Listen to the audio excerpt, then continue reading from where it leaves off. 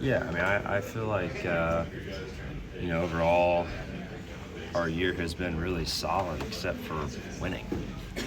When I look at it, it's not that, that there's a lot to be proud of. We just haven't won as many races as we'd like to. And outside of that, though, I look at the job that our whole team as a whole has done, and I think there's a lot of really good stuff in there, and I think there's a lot of stuff in there that you have to be a contender, that in some cases are harder to get,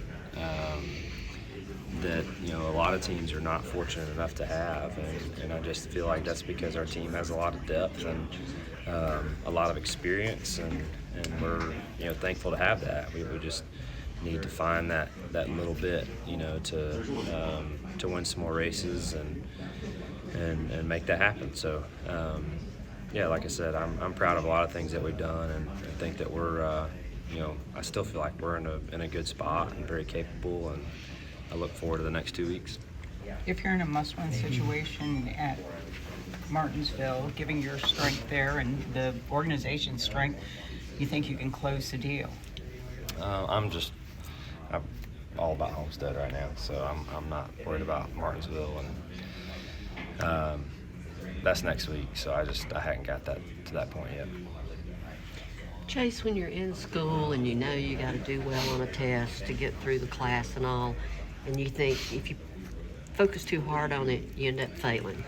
So how do you contain your emotions knowing that you need to win to advance and just go out and do your job and put that stress in the background? I think just exactly that. I'm not. I try hard not to overthink, the situation or whatever. And to be candid, we've been in this spot before. So it's not like this is the first time I've been through this or had to experience this. So having done that before and been in this spot, I think that that just, I don't know, it gives you a little bit of a sense of peace and just kind of knowing how to handle it and knowing that your team can get it done. So I don't really look at it like that, I guess, is what I'm getting at. All right. What makes Larson and some of these guys run the fence so well? And can you run the fence up here? I have at times, with a good bit of success. Just haven't been able to do it super consistently. I think just, it's about building confidence and just building confidence and just living right there and knowing that obviously the margin is very small. But I think it's just about having your car balance right where you need it, just getting up there and building some confidence early, and then you just continue to build and build and build and build, and hopefully land you in a happy space. So we have done that successfully before here, so hopefully we can do it again this weekend. But I would also like to be good off of the fence. It's a cool and fun and exciting thing to talk about. But there's more to Homestead than just running the wall.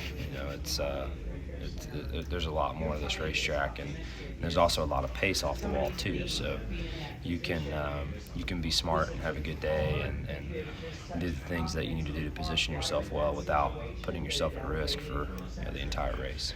When you haven't had like the front running speed that you want, and you're going into a race that's as important as this, how do you guys strategize as if, okay, this is what we'll do if we have the best car possible, or do you guys strategize as if, all right, we might have kind of the same pace as we've had recently?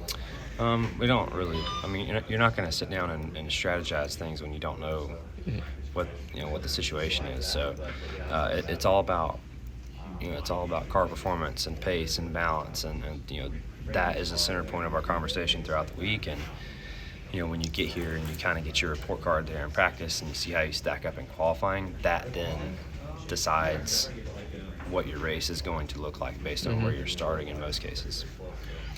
Some folks have mentioned